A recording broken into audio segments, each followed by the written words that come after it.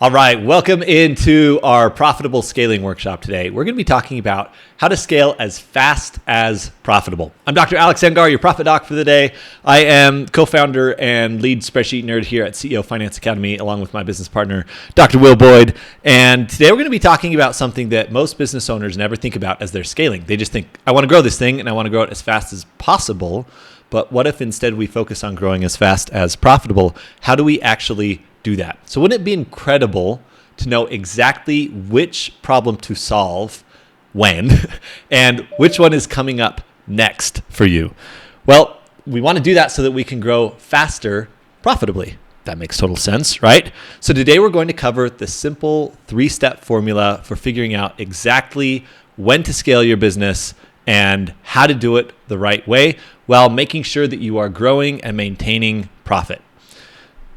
So, real quick intro to who we are at CEO Finance Academy. We're a group of all business owners who have banded together to solve the problem of consistent financial abundance in businesses. And we've just found over and over that business owners learn marketing, they learn sales, they learn the delivery side of their business, but they never get taught how to deal with the finances. And so, along with, again, my co-founder, Will Boyd, we've got Scott Taylor, who built and sold a pest control company, sold it for literally millions of dollars. Sahira, who's our lead profit coach working with clients one-on-one, who grew a dental practice from 0 to 12 million a year before exiting. Justin Harris, who has helped startups scale significantly. And we're just a group of business owners sitting here trying to change the world one business at a time. So our mission is really to create, like I said, consistent financial abundance for business owners, because we don't get the training on this anywhere else. And so when we work with people, there's 3 big focuses. One-on-one mentorship, actually sitting down with you as a business owner to make sure that you understand what's going on in your business. You know how to look at your numbers and the right ones to look at. Number 2, financial education. So you feel like, yes, I know what my accountant is talking about when they say passive loss activity rules and stuff that would just fly over your head. You're like, what the heck is this stuff? Well, now you're educated as a business owner. And part 3, we focus on building sustainable, simple financial systems in your business so that you can run the finances simply and easily while staying profitable. So let's dive in today for how to scale as fast as possible. No, let's do as fast as profitable, because we see a lot of business owners who do scale as fast as possible and they're completely in the red in their business. I don't know if you have had a friend or an acquaintance, or maybe it's even been you, where you grew the business, things were happening so fast that you started looking at cash flow and it was like, oh crap, where did all the money go? We don't want that problem as we scale. In fact, I've seen business owners who scale to millions of dollars and can't pay themselves a penny. And so we're going to avoid that bucket. And if you stay to the end today, I'll show you how to get one of our amazing brand new tools that we're going to drop as part of today's training, and we'll give it to you completely free. So let's talk about the 3-step process for how to scale as fast as profitable. Step 1 is to map your capacity. What do I mean by that? Well, this capacity mapping process, A, it's really fun and nerdy, but B, it gives us so much clarity on how big our business can get and where we need to focus in terms of scaling. So the goal here is to figure out how much capacity do you have in each department within your business? What can it handle currently?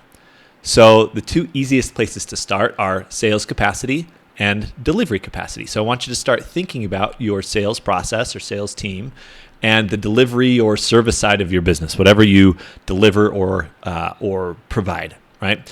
So how do we map our capacity? Well, you're going to go and think about your process from getting someone interested in working with you or buying from you to they are a completed or happy customer, right? The order has been delivered, the service has been provided. And we're going to map out each key step along that journey. So you're going to break down your process into simple steps. For example, if I were running a manufacturing business, this might be my process map here, right? We've got the sales side of things and maybe even pre-sales. I'm looking at, giving a bid to someone, or they're saying, I have this project and I'm giving estimates. And then we go into actual prefabrication for the thing I'm selling. Maybe after prefabrication, we do the metal bending process, then they go into final assembly and then out to shipping and they're delivered to the customer. So that might be my process, right? Next, if I were running a service-based business, it might be a lot simpler. Maybe it's just, hey, someone calls into the front desk they get an initial assessment, and then I provide the service or treatment, right? So I want you to think about simply, what is my process for getting someone from interested to happy customer? And by the way, I'll just say we did this yesterday for one of our businesses. They're doing about $7 million a year. And we reverse engineered each of these steps and the conversion points at each of them. So, if they're in the roofing industry, if we knock 100 doors, how many answer? Of those that answer, how many get an inspection on the roof? From those that get an inspection on their roof, how many actually get approved to have their roof replaced from their insurance company? And of those, how many actually get their roof replaced and we get paid on? And as we walked through those numbers, it became really clear one thing, that we were having trouble motivating the sales team in this company. And so we said, well, what if we look at this process and help to pull out what dollar amount per door knocked do your sales reps get? And when we went through this process, it was like $170 per door knock, not even door answered, door knock. It was like, would we be able to incentivize our sales team a little bit better if we knew, and they knew, that for every door they knock, they're going to put $170 in their pocket? Heck yeah, we would, right? So this process is incredibly valuable, not only for the capacity mapping we're going to talk about today, but looking at where to focus in the business, as we'll see in step 2. So once we figure out each of those steps, then we're going to list out each core person or piece of equipment, if we have some manufacturing going on, each core person or piece of equipment that's needed in each step. So, for example, if I'm looking at the sales side of my business, maybe I've got an appointment setter, someone who initially triages calls, and the closer, right? And so I'm going to list out those people and who I've got within that department. Next, I'm going to figure out how many units that person or that piece of equipment can process per week. Now, units is such a dehumanizing word, but let's talk about that for a minute. If I run a service-based business, let's talk about an appointment setter here. We'll look at a couple different examples. And then, by the way, I have a tool that will help you guys do all of this and do all the nasty math for you. If you stay to the end, we'll show you how to get it. So, for example, if I'm looking at my sales process and I have an appointment setter and I say they have 6 hours of availability per day, and they have 4 appointments that they could take per hour, 15-minute appointments in this case. And they work 5 days a week. Well, 6 times 4 times 5 would be 120 potential appointments available per week. That would be their capacity, right? So what if I look at a clinician? Maybe I run a brick and mortar practice. We work with a lot of healthcare providers. Maybe I have a practitioner that I'm working with that can manage 6 appointments per day, 5 days a week. Cool, that's 30 appointments per week, right? If I have multiple clinicians, then I'm simply going to add up for each clinician, and each one might be different. Maybe one works 25 hours, one works 35. I'm going to add up across all of my different clinicians or providers or pieces of equipment within whatever zone of focus I'm looking at to get a total business capacity. So I might have a spreadsheet that looks something like this, right? I'm going to have department, or maybe I just write it out. I'm going to have a department here. Let's say at the top here, I've got my sales department, right? Then I'm literally going to say, all right, within sales, we've got Susie, we've got Jeff, and we've got Jim. Great. What is Susie's capacity? How many sales appointments could Susie take per week? Maybe she's at 30. Maybe Jeff is at 25 and Jim is at 30.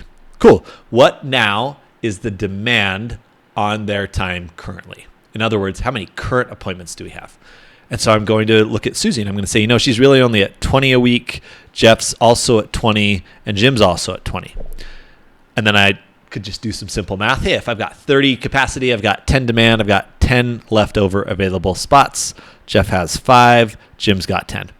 So now as I'm looking at efficiency of my team, who's using their time well, who's converting the best, I can see really clearly, Jeff might have a lower capacity, but his availability is also lower because of that, because he's at the same demand as everyone else. So I can load balance in one way, but in another way, I can see where's the bottleneck, which we'll talk about in a minute. Okay, and I might do the same thing over here on the delivery side, and then I can total it up. And I can say, well, if I've got 30, 25, and 30, that's 85 capacity. I'm at 60, so I've got 25 available, right? And I can see, gosh, we could raise our marketing efforts to fill another 25 spots a week beyond what we're doing right now, right? I have bandwidth, I have capacity for growth without needing to hire someone. And this is where it gets so important. As business owners are looking at growth, oftentimes we think growth just comes in more hiring, increasing capacity, and we'll see how that's not always the case. So, teaser, if you want our tracker that does this for you, I'll show you at the end how to do this. Spent a ton of time pouring into this so that you can figure out, if you measure in clients or units or orders, this can handle it. Or if you want to measure per week, per day, per month, this will handle it. And it'll show us, even more importantly, what is the opportunity cost of not having our total capacity filled up? What's our lost revenue based off this? And my goodness, that's motivating. So now let's look at how do we figure out what we call, a little bit of sidebar here, maximum potential revenue. Or if my business were operating at capacity, how much money could I make? Well, we're going to take your total weekly delivery capacity, or if you've looked at it monthly, then look at it monthly. We're going to take total weekly capacity, multiply it by 4, because there's about 4 weeks in the month. And then we're going to have our average unit price per unit here. We're going to multiply the two by each other. And for example, if I know that I could have 50 orders a week processed, I'm going to multiply that by 4 to get my monthly capacity. So it would be 50 times 4 is 200 times $1,000. There's my 200,000 total production capacity. So that means if we're operating at peak capacity, I know that this business could do a maximum of 200K a month, for instance. And this becomes so important because as we're working with clients one-on-one, we always reverse engineer how much do you need to produce or make in order for you to take home what you want. And oftentimes we'll look at this number paired with that number and we'll say, gosh, it looks like you need to make 250K per month in order for this business to kick off what you need. But right now our capacity is only 200K and we're not even using that. That's a problem, right? And so that's when we start to look at, do we need to make some changes to either your processes or to how you're pricing things.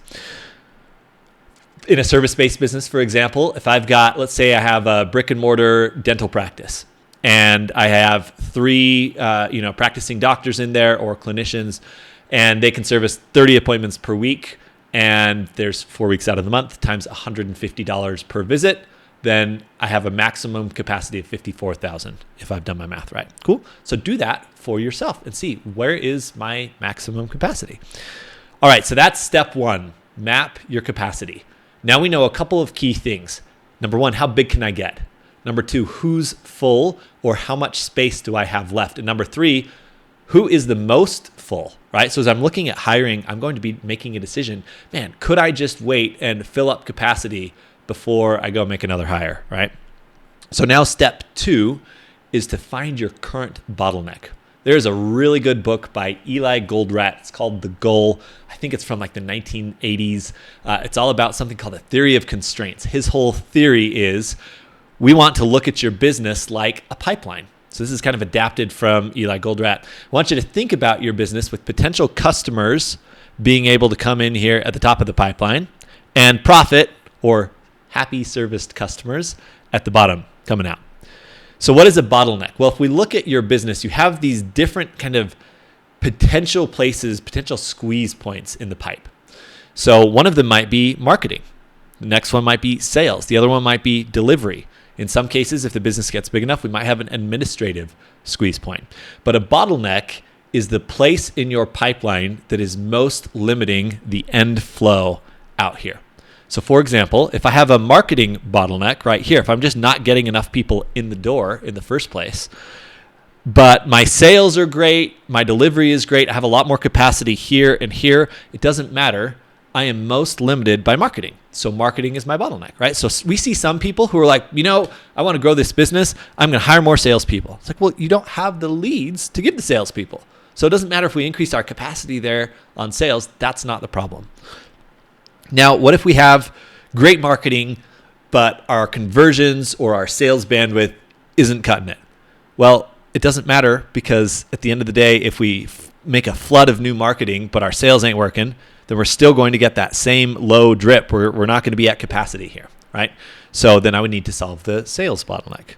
Same thing for delivery. If I have tons of marketing happening, tons of sales happening, but my delivery side of things is full, well, then it wouldn't make sense to say I need to grow by increasing marketing. We would grow by increasing our delivery capacity. And we'll see the 2 different ways we can do that. So I want you to think right now, what is the biggest bottleneck in your business? Is it marketing, just not getting enough eyeballs on your business? Is it sales, not converting enough of those eyeballs to customers? Or is it delivery? One of those three things is most limiting your business right now. If you're on here live, I want you to put it in the chat. Which one of these, marketing, sales, or delivery? What's your bottleneck right now? And in our company, as we've grown, we started realizing it didn't matter how great we were at sales. If we didn't have the lead flow to really ramp up sales, then there was no point in bringing on another sales team. So as we moved outside of founder sales, I was doing all the sales. Will was doing some sales too. We decided, we want to bring in a salesperson, but it didn't make sense yet because we didn't have the lead flow for it. So we said, no, instead, let's go release our marketing bottleneck. All right. So Olivia says marketing. Great. If you know that marketing is the bottleneck, then that's where I'd be focusing in the business, because growing your delivery side of the business or increasing your conversions, yes, will help, but it's still going to be most limited by the marketing. Okay. A lot of times we see people really focusing in on the delivery side, almost too much, to where they're like, I just need this to be completely perfect, and then it will magically sell itself. Well, we need to focus maybe on getting more people in the door first. All right. So step 2 is to go through and find your current bottleneck. And in fact, we can use some of that capacity mapping in our earlier step to start to identify where am I most limited. Okay, maybe I have a wait list on people coming to work with me. Cool. My limitation, my bottleneck is delivery.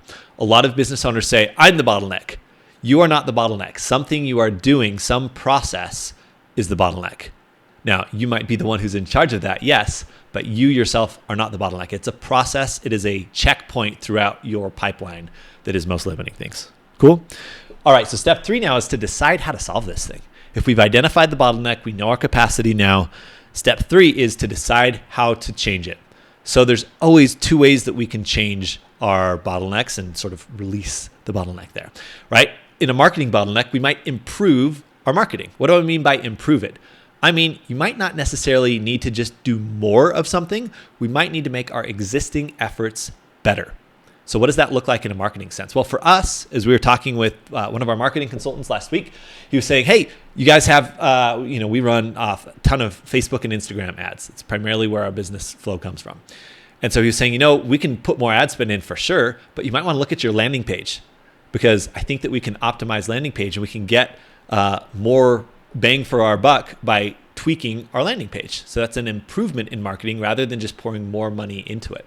Or maybe I'm adjusting my ad creatives, right? Maybe I'm looking at, if I run paid advertising again, maybe I'm looking at, hey, I need to run a different type of ad instead of I need to do more. If you're a brick and mortar, let's say physical therapy clinic, you're like, all right, I'm visiting doctors' offices. I'm asking for referrals sometimes. I've got 3 Google reviews. Instead of doing more doctor's visits, more asking for referral, maybe we need to improve what you're doing when you go to a doctor to visit them, right? Maybe we need to improve how we're asking for referrals. Maybe we need to improve the frequency of asking for reviews, right? So we can improve it, not just say, I need to do more of it. That's number 1. Number 2 is we can just scale it, right? If we have something that's working and we can measure what it's doing for us, then we can scale it. Case in point, we work with a manufacturing business who is going through a bit of a sales squeeze lately, and cash flow is starting to get tight. They're saying, okay, what do we do for cash flow? So, well, we've got a few options. If you've seen our cash flow levers training that we talk about, the 9 different cash flow levers, we were looking at, do we need to decrease expenses? Do we need to go change our, what we're paying people? How do we do this? And we said, well, what are we doing for marketing? And as we looked at their marketing, they said, we have no clue if it's working. And so if you're about to scale marketing, but you don't know if it's working, why would we scale something that we don't know if it's working? So we sat down, we spent 2 weeks digging through all their numbers, talking with their advertising agency to figure out what was their cost of acquiring a customer and what was the ROI on that. And we found that in this case, after paying for their marketing and after the cost of goods, they still had a 10x ROI. After both of those, which is insane. It's like, oh, well, then we just need to do more of that. We don't need to go improve anything about your ads. We just got to dump ad spend on that thing and release that bottleneck, right? But if we don't know the numbers, then we can't do any of this with certainty. So that's why people work with us in CEO Finance Academy, is let's get certainty around our numbers so we know what to do next. Okay, now let's talk about a sales bottleneck. Same two principles, right? I can either focus on improving my conversions. So if I have an existing sales team, I might look at them and say, gosh, those 3 people that I listed out before, they're almost at capacity. Maybe I need to go hire someone. Or maybe it's worth looking at first, what is their conversion percentage? So we had a company that was doing cabinets. They were making somewhere in the ballpark of $3 million a year. And as we looked at their sales team, one of their sales closers was closing at like 45%. The rest were closing at under 20. And they were saying, gosh, do we need to go, hire someone better? Do we need to hire more? Do we need to do more marketing? It's like, well, one of your people is closing at, above 40%. Why not go look at improving your lower people's conversion percentages first, which is exactly what we did. And we can increase the sales flow, obviously, by improving conversions. Second piece is, maybe we do need to increase bandwidth. Maybe we feel like we've gotten as much as we can out of the current team and current process, and we're done with improving, and I need to go physically hire someone else. The thing is, it is almost always cheaper to focus on improvement instead of just increasing capacity, but you've got to know what you're doing. And we're going through this right now as we're growing a sales team as well. It's like, all right, how do we improve sales? Well, we can focus on increasing bandwidth, or we can focus on increasing conversions. Last, delivery bottleneck, same thing. I can either improve efficiency by looking at the processes or tools that I'm using, or I can go and actually increase capacity. So we've got someone who works in the property management world, and their team was just about full. And we were looking at their capacity and demand, and we can predict exactly when they're going to hit their capacity actually based on their growth rate. So we can see how many new clients are you getting in, how many are dropping off. We came to a physical day. Obviously, it's a projection, but we know based on your growth rates that your team is going to hit capacity in October. Okay, cool. We have until October. What do? We either need to go hire someone before that October deadline, or we need to look at improving the team's efficiency of dealing with people. So instead of 100 doors per property manager, can we expand that capacity to 115 doors per property manager? That way we don't have to hire anyone new, and we're able to take on more business. In other words, become more profitable. And so we can focus on profitability, not just by hiring, but by, again, improving either our processes, our tools, or potentially the people's skill sets that we're working with. All right, sweet. So step 3 was decide how to solve the bottleneck. Do I need to improve something, or do I need to increase something at that bottleneck? So here's the 3-step formula. Number 1, map your capacity. Number 2, find the bottleneck. Number 3, decide how you're going to solve it. So if you want to get serious about scaling your business as fast as profitable, well, that's what we should do. Let's talk. Here at CEO Finance Academy, we've opened up a few spots over the next few days to connect with one of our profitable scaling coaches as you look at what do I need to do to improve my business and my profitability, so we can sit down together on a profitable scaling focus call.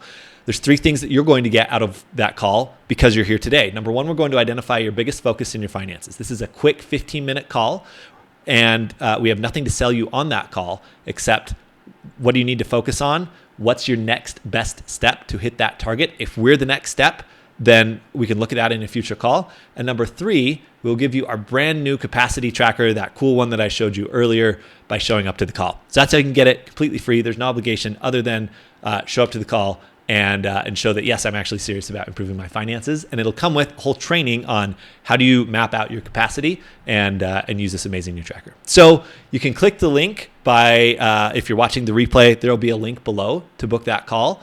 And if you're watching here on the replay, you can click the link that we'll drop in the chat right now. And I'll just tell you right now, this process of going through and number 1, mapping what you're doing, mapping how much you can do. Number 2, finding the bottleneck. And number 3, deciding how to solve it will completely dictate how quickly you grow and how profitable that growth is. And if you're just flying by the seat of your pants, well, here's your invitation to up your level of knowledge, education, and stewardship, and connect with us on a call. Cool. Thanks, y'all, for being here today. If you're on here live, we'll stick around and we'll do Q&A. Otherwise, we appreciate your time, and we hope to see you on a call. Bye, crew.